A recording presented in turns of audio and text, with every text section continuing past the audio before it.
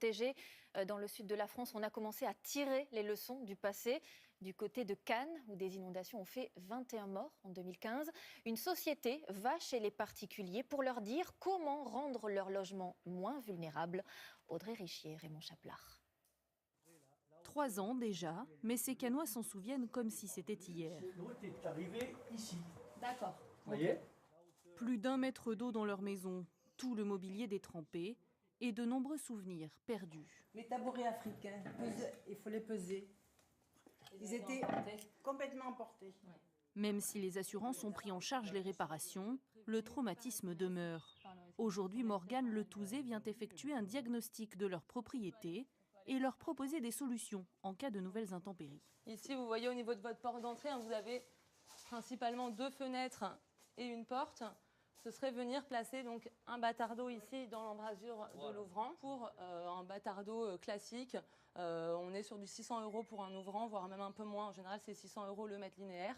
Un capot amovible, on va être dans les 100 €.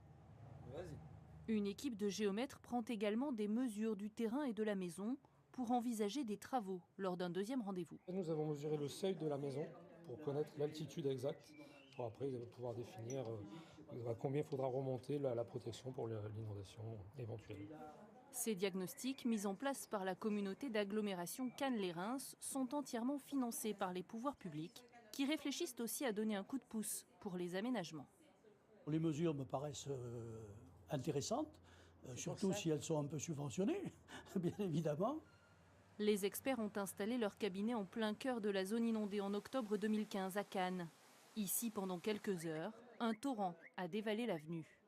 On a diagnostiqué une hauteur d'eau de 1,25 m sur le plancher. Et du coup, on l'a matérialisé ici via un macaron pour développer la culture du risque, pour expliquer aux gens ce que nous, on a vécu ici. Les aménagements proposés aux particuliers et aux entreprises ont donc été mis en place en premier dans le local des experts. En cas d'alerte, on installe ces petits bouchons.